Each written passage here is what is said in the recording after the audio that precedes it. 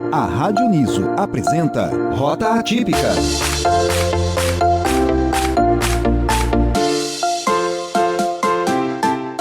Olá a todos os nossos ouvintes e internautas, sejam bem-vindos à segunda temporada do Rota Atípica. Eu sou o João Aoki, técnico do Laboratório de Comunicação da Universidade de Sorocaba. Além disso, eu sou autista de suporte 1, formado em jornalismo aqui na Universidade de Sorocaba em 2023. E hoje eu faço pós-graduação de Gestão e Liderança. Esse podcast é apresentado por mim e pela Milena Rodrigues, aluna de jornalismo. E Milena, o que você acha dessa nova temporada? Eu também estou muito animada para essa nova temporada, João. Se trata de um assunto que a gente tem tratado, na primeira temporada do nosso programa e agora também. E eu sou irmã de um autista, nível de suporte 3, ele tem 5 anos, ele é não verbal. Então isso faz parte também do meu cotidiano de forma diferente. E o nosso intuito aqui do programa é exatamente isso, se comunicar com outras famílias atípicas e pessoas atípicas também, para passar essas experiências. Muito legal, Milena. E é importante porque o Rota foi criado exatamente para dar voz às histórias e olhares e experiências que fogem do padrão, mas o que ensinam ao verdadeiro valor da diversidade e da autenticidade, além da inclusão. Isso, e em cada episódio a gente também quer refletir, aprender com outras histórias e mostrar que não existe um caminho único, exatamente esse é o nome, uma rota atípica, porque cada caminho é diferente um do outro. E é isso, para chegar num propósito diferente. Lembrando que este conteúdo é um projeto do curso de jornalismo e produzido pelo Labcom sob a técnica de Douglas Vale e a coordenação da professora Evenise Batista. E nós convidamos vocês a embarcarem com a gente nessa jornada atípica onde a diferença e a inclusão é o que nos conecta. E para começar com o pé direito esta segunda temporada, recebemos aqui a Beatriz, ela que é estudante de psicologia pela PUC, além de ter um livro que fala sobre os desafios até o diagnóstico do autismo do nível suporte 1, e escrito pela sua mãe, Ana Gil, contará para a gente a sua caminhada até os dias atuais. Oi, Bia, é um prazer receber você aqui, a gente está muito feliz por você ter aceitado esse convite, seja bem-vinda. Muito obrigada. Bia, para começar essa segunda temporada com muita informação e conhecimento, nós vamos falar sobre a sua jornada no seu curso atualmente, certo, Bia? Sim. E vamos começar assim, direto e reto na sua graduação. Atualmente queremos saber qual o seu maior desafio na faculdade. O meu maior desafio na faculdade está sendo relacionado à matéria, às matérias no plural, porque eu vim com a expectativa de que ia ser difícil, mas não tão difícil. Então, eu tô tendo que me esforçar muito mais do que muitos dos meus colegas para conseguir acompanhar. Sim. E também há, obviamente, a dificuldade na interação social.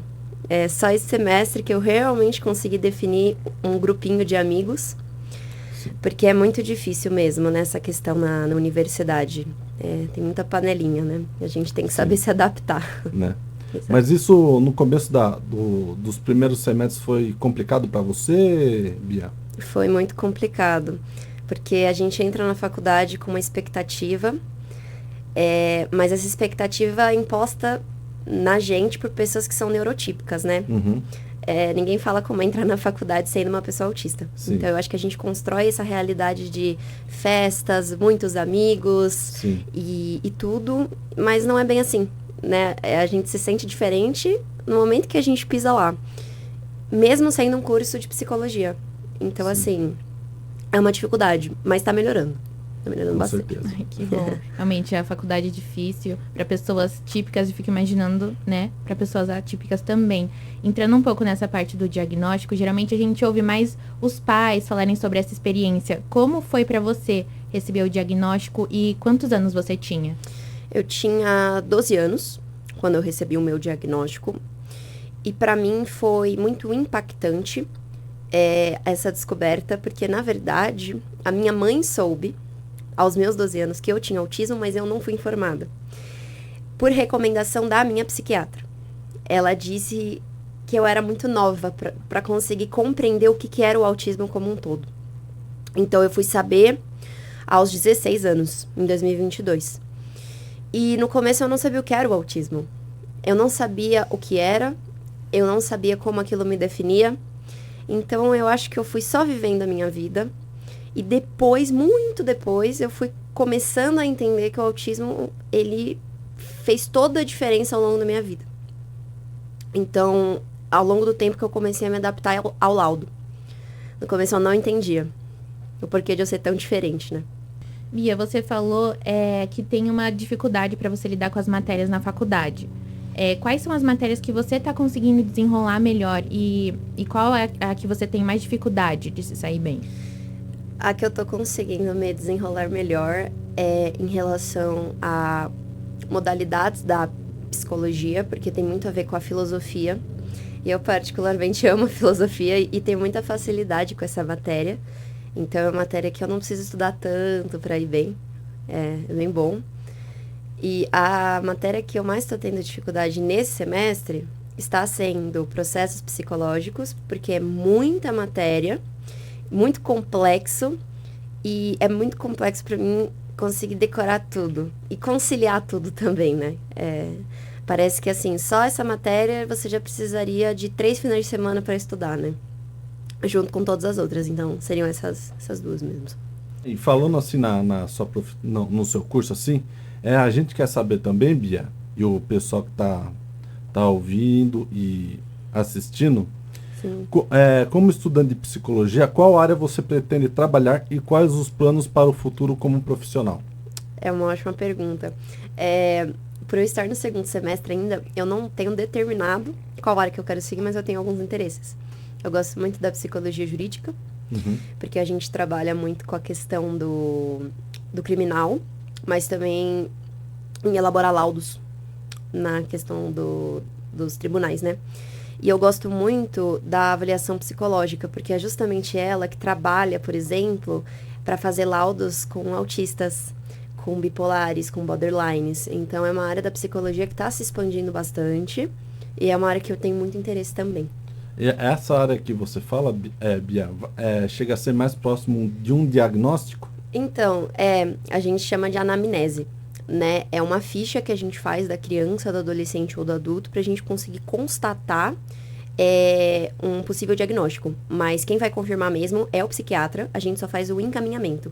Mas eu ainda acho muito importante, como psicólogo, a gente ter essa noção dos distúrbios mentais ou do autismo, que é uma coisa que está presente cada vez mais na sociedade e eu sinto que falta profissionais para lidar apropriadamente com isso. Então, é meu interesse. Na parte familiar que a gente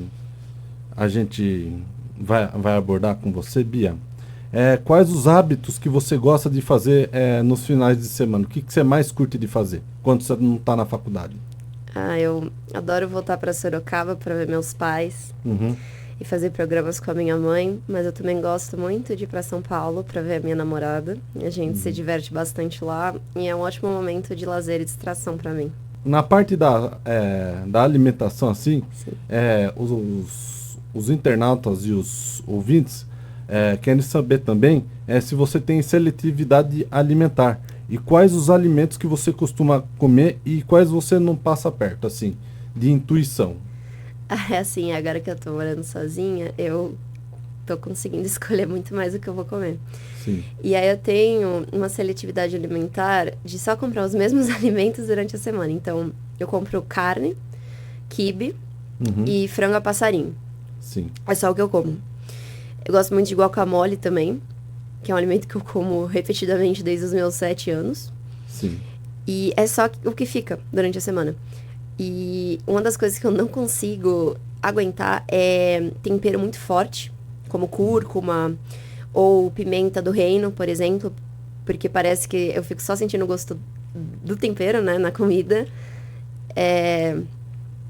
E é isso, assim. E eu também tenho uma questão muito estranha com a comida, porque eu também gosto de comidas muito, assim, diferentes, desde que eu era criança. Por exemplo, eu gosto muito de queijo brie com mel, presunto de Parma, burrata, todas as coisas que, às vezes, você vê autistas que não têm, né, não conseguem comer essas coisas diferentes, mas o que eu mais amo é comer essas comidas diferenciadas, entendeu? Não só na seletividade alimentar, mas me surgiu na cabeça se você tem alguma alergia a pimenta, alguma coisa assim. Não tenho nenhuma alergia. Mas assim, meu nariz coça um pouco quando Sim. eu tô comendo. Eu achei Entendi. bem refinado o seu paladar, queijo brie com mel, inclusive eu também. Muito gostoso. Eu queria perguntar pra você, no que foi diferente, assim, em relação à sua rotina? Você sair da escola e agora tá na faculdade, o que mudou e como que é pra você isso? Eu acho que mudou positivamente, porque eu tô tendo mais liberdade no meu dia a dia de escolher o que fazer, quando fazer, e eu tô dirigindo também, então agora eu acho que isso mudou bastante, né, porque eu também posso chegar na faculdade na hora que eu quiser, e uma das coisas que mais me agrada é a questão de que na faculdade o meu curso começa a partir das 8, mas eu posso chegar às 8h20 e ninguém me incomoda, ninguém me deixa pra fora da sala, porque eu tenho muito problema de sono, então eu preciso dormir mais.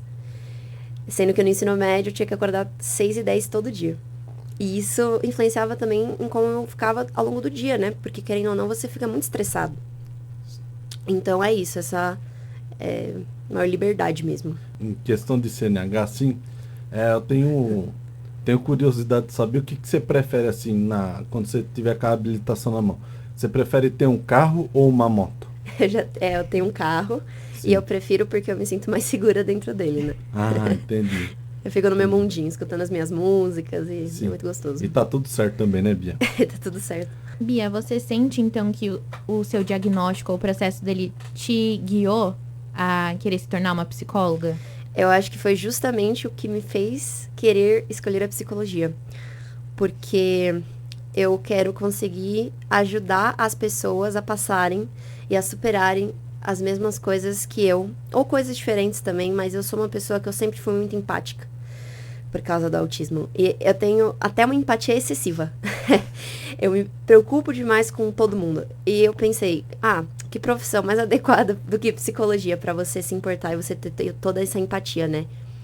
E, como eu disse, um dos meus sonhos é trabalhar com autismo.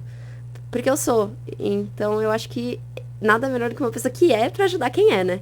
Quando a gente fala de independência, do estilo morar sozinha, a gente quer saber um pouquinho do seu dia a dia, como seus pais te orientam quando você está longe e como isso te afeta no dia a dia. Nesse aspecto, os meus pais, eles sempre querem ter certeza de que eu tô bem, como eu estou, pedem para mandar notícias, claro, são pais, mas eles são pais que me dão muita liberdade. E eles possibilitam que eu acabe criando a minha autonomia. Que é uma coisa que eu tô construindo bem aos poucos. Tô aprendendo a cozinhar, tô conseguindo fazer tudo. Mas graças a eles não ficarem tão em cima de mim. Porque eles sabem que é importante pra eu conseguir criar essa independência, né? Mas é isso. Mas assim, Bia, às vezes um pouco a saudade aperta, né? Óbvio. Né? É por isso que eu sempre volto pra Sorocaba quando dá. Porque eu amo ficar com eles, nem que seja por um dia, assim, sabe? Entendi. Aproveitando, Bia, que você entrou nesse assunto, teria algum conselho que você passaria para outros estudantes, né, que estão na faculdade agora e que são neuroatípicos nessa dificuldade, né, tipo, de você mudar de rotina e tudo mais, tanto para neuroatípicos, mas também para os pais lidarem? Você teria algum conselho? Eu teria, tanto para a pessoa, tanto para os pais, né? Eu acho que para o aluno que é autista e está querendo se mudar, principalmente de cidade, porque eu acho que é uma mudança muito maior você morar sozinho, é você respeitar o seu tempo, o seu ritmo. Tem muita essa pressão de que quando você se muda, você já tem que saber de tudo. Você já tem que saber cozinhar, você já tem que saber se cuidar, você não pode errar, né? É uma coisa assim. Mas para nós autistas é muito mais complexo. E demora muito tempo para que a gente consiga criar o nosso espaço, criar a nossa rotina. Então é isso. E uma dica crucial, não divida um apartamento. Né? Porque eu acho que tem muita chance de dar errado, tá? Assim, pelo menos eu passei longe, porque todas as pessoas neurotípicas que eu conheço que não deu certo. Imagina quem é neurodivergente. É receita pra dar errado, entendeu? E pros pais, eu acho que é mais a questão de você confiar nos seus filhos. Porque eles têm que conseguir se virar bem no mundo e eles precisam.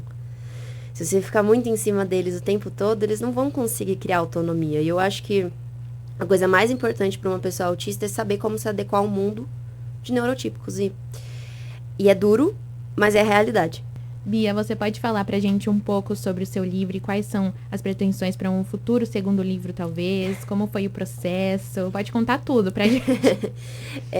Eu vou falar o que eu sei, porque quem sabe mesmo é minha mãe, né? Ela que escreveu. Mas o livro conta a minha história, desde o meu nascimento até os meus 17 anos, de como ela descobriu que eu tinha autismo, todo o processo de aceitação, negação, exclusão, principalmente o bullying que eu sofri ao longo da minha vida toda, que foi muito forte e impactou profundamente. E eu acho que se fosse para ter um segundo livro, seria algo que eu escreveria sobre a minha visão, sobre o meu autismo, para complementar o dela. Que muitas pessoas, inclusive, falam, nossa, quando vai ser o seu depoimento sobre o assunto, né? Então, eu acho que é isso. Esse seria o segundo livro. Só uma curiosidade, né? Porque você falou que a sua mãe que fez o livro sobre você. Sim. E que você tem a vontade de escrever um segundo livro. Como foi pra você ter um livro falando sobre você? Pela percepção da sua mãe. Como foi a sua reação diante disso? Nossa, eu tive diversas epifanias, assim. Foi muito doido. Porque eu não sabia de muita coisa. Óbvio, porque eu tinha 3 anos. Então, assim, é muito complexo, né? Às vezes eu acho que você internaliza muitas coisas que aconteceram com você, você coloca panos quentes ali, você não lembra do que aconteceu, talvez por uma questão mais de trauma também. Então, foi muito legal, porque até serviu como um fator que fez com que eu me conhecesse melhor, me entendesse melhor. E foi engraçado, porque teve muitas frases do livro que eu olhava pra minha mãe e falava assim, nossa, eu fiz isso? Eu era assim? Como se eu estivesse lendo sobre outra pessoa, né? Não é... Exato. Então, assim, foi muito, muito gostoso. Foi muito bom, assim, de saber um pouco mais da trajetória da Bia e espero, né, que a gente tenha muitas experiências vindo de você e que venha mais livros também pra gente, Sim, né? eu vou querer ler seu livro, eu vou esperar. E agora que eu sei as redes sociais também, vou pedir o livro. Um dia eu vou escrever. Esse foi o primeiro episódio da segunda temporada do Rota Atípica. Eu espero que essa conversa tenha despertado novas ideias, inspirações e principalmente a vocês que têm vontade de conhecer histórias novas do mundo atípico. E é isso. Se você gostou, compartilhe esse conteúdo com alguém que também precisa ouvir essa mensagem e siga acompanhando nossos próximos episódios através das nossas redes sociais, @labcomunizo e @rotatípica. Lembrando novamente que a produção desse podcast é do Labcom da Universidade de Sorocaba, sob a coordenação da professora e coordenadora Evenise Batista. E aqui no Rota Típica, cada voz importa e cada história tem o poder de transformar. Até o próximo episódio. Rota Atípica.